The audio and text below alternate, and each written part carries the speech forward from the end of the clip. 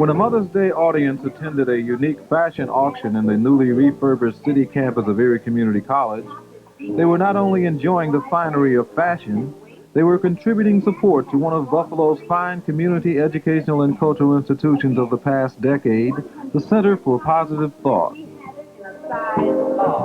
Ready. Lynn, would you come down the ramp, please? This is item number 4, ladies and gentlemen. The waistline makes it comfortable and easy to fit. It's a size medium. And how does a fashion auction relate to the Center for Positive Thought? It's one of many creative ways to fund the creative services that the center offers. Those services include professional dance and theater troupes, Kariyama and Company and Ujima Company, who also provide training by way of the schools of movement and drama. The center also houses one of the few museums in America operated by African Americans and dedicated to the preservation of African and African American art. Administrative Director Glendora Johnson said the center's unique status was a factor in receiving a special grant from the National Endowment for the Arts. So this is a one-time thing that you have to do? It's a one-time thing that we have between now and 1983 to match. $100,000 is the total that we can qualify for.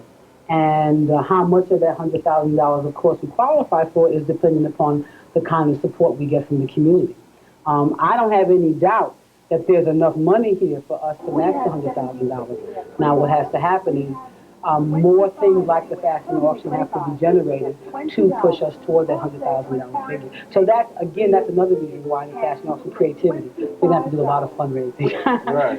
So, it's going to take a variety of ideas and a lot of creativity to come up with it. Funds generated by those ideas and the matching grant will allow the center to continue its cultural initiatives, including a comprehensive education program that reaches into the public school system and helps bridge the gap towards better understanding. This piece here is quite old. Again, it's a couple of 100 years old, and it's one of the largest pieces of its kind in the country. It's called the Baganimba, and it's from the Guinea people. The Guinea people on the Atlantic seacoast of Africa near Sierra Leone, okay? And they wear this mask on the shoulders. It's actually a headdress, a ceremonial headdress. And as you can see, as I was telling you a little bit earlier, a man looks out from the breast in here between the pieces. It weighs about, how many pounds do you think it weighs again? 150. Ah, 150 pounds is how much the piece weighs. And again, in order for a person to wear this, they have to have a very large amount of spiritual strength to put it on. So before they put this on, they pray, they meditate to be able to have enough strength in order to wear this particular piece. Most of the people use material that was accessible to them in areas. For instance, you see a lot of wood. Most of the pieces in here are made of wood. And again, the region that people came from, there was wood in those areas. So they used the materials that were naturally abundant. The name of this particular piece here is the Chawara, and it's by the Bambara people of Mali. Mali, again, is on the western coast, Atlantic seaboard of West Africa. And the Bambara people number about a million people. And this piece is used in an agricultural ceremony again, as are many of the pieces which you'll find in the museum. It's completely made of wood, and it's significant in that it's carved from one piece of wood.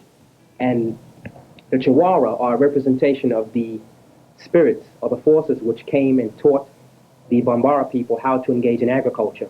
And they took this particular ideal concept and, let's say, and represented it in this particular animal-like, a gazelle-like figure. The center also has a museum shop with a positive purpose. It's an extension of the center's basic philosophy of providing an outlet for community artists, because after all, that's what we basically are here for, to serve as a facilitator of disseminating information on culture. So what the museum shop does, it provides a spot where artists, can display and, in fact, sell their handcrafted artifacts. So you find a number of different things made by a variety of artists. We like to, of course, include as many local artists as possible, but it's another means by which we educate the community, by which we provide them some very unusual handcrafted items that you can't, you're starting to see less and less of because of the cost of creating them. The professional companies provide a performance target for aspiring student artists. Both of those professional companies, they are a vehicle. Not only if you're here studying, you're able to see beyond where you are at the moment, which may be at a beginning level. You're able to see that, in fact, I can aspire to do this professionally. Professional companies do exist, are surviving off of it, and it gives the students somewhere to go, which is very important.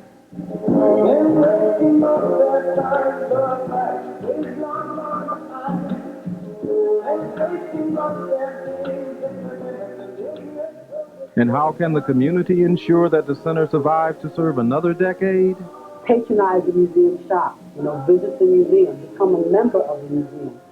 If you have a child, give them a new creative experience, register them for classes.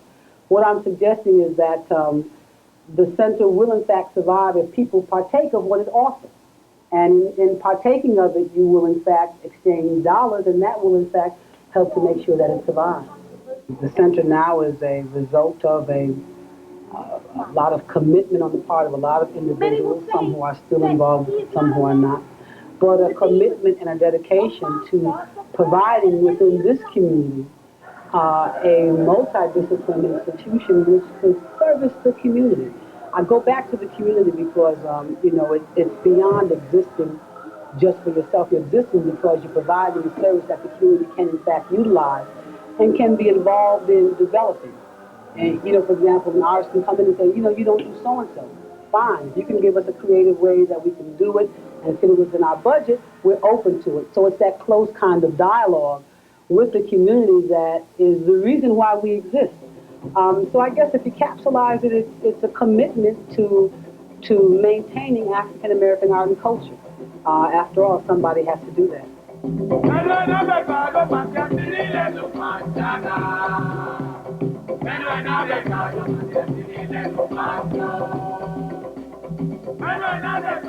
Stay tuned for more of City Scene.